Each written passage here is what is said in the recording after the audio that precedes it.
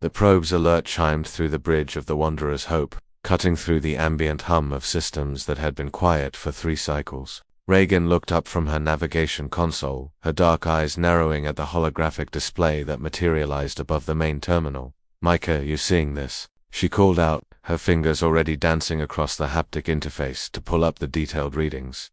Micah emerged from the engine bay, wiping synthetic lubricant from his hands onto his already stained jumpsuit. "What have we got? Another false positive from that glorified metal ball we launched." "Not this time." Reagan's voice carried an edge of excitement mixed with disbelief. "The deep space probe we sent into the Andara sector just transmitted something unusual."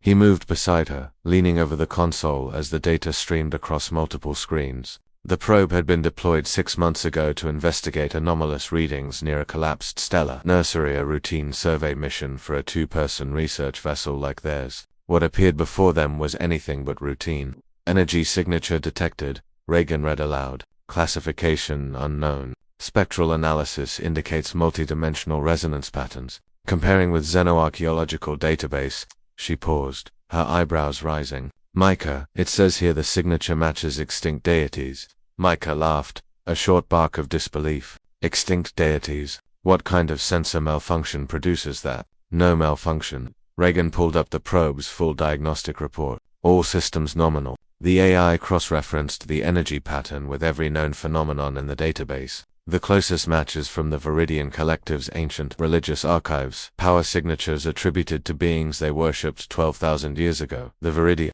Micah's expression sobered. The Viridians had been one of the galaxy's most advanced civilizations.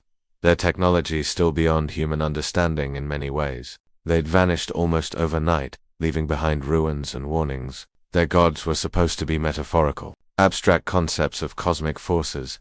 Apparently not abstract enough. Reagan zoomed in on the energy reading. The pattern was hypnotic waves within waves. Frequencies that shouldn't coexist in normal space. And yet there they were, pulsing like a heartbeat across light years. The probe estimates the source is approximately 40 from its current position, near the gravitational well of the dead star system. Micah rubbed his jaw, thinking. As the ship's engineer and Reagan's partner in this exploration venture, he'd learned to trust her instincts. She didn't get excited over nothing. "What do you want to do?" "We investigate," Reagan said without hesitation. "This could be the discovery of a lifetime. If there's even a chance this is genuine Viridian deity tech or whatever they actually worshipped, we could be looking at power sources that make antimatter reactors look like campfires." Micah finished. "Or we could be flying into whatever killed an entire civilization."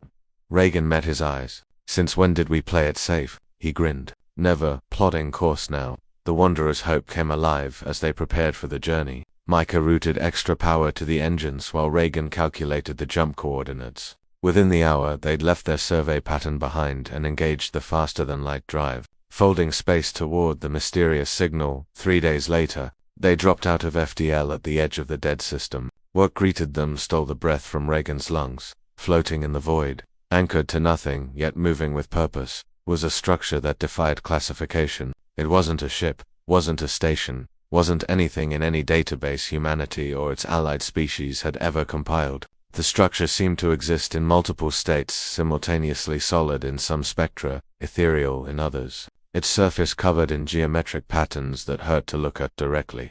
"Energy output is off the scale," Micah reported, his voice hushed with awe. "Reagan, this thing is producing more power than our sun. Not our ship's reactor or actual sun." Reagan initiated a full sensor sweep. "The patterns match. Whatever this is, it's what the Viridians worshipped, or maybe what they created to be worshipped." The probe was right. "Question is," Micah said, moving to stand beside her, "what do we do with it?" As if in response to his words, the structure pulsed. A beam of light, no, not light, something that merely resembled light to their limited perception, lanced out and enveloped their ship. Alarms should have triggered, systems should have failed. Instead, information flooded their computers in formats they shouldn't have been able to process but somehow could. Reagan's hands flew across the controls, not directing the ship but interpreting the data torrent. "It's communicating, not with words, with pure meaning."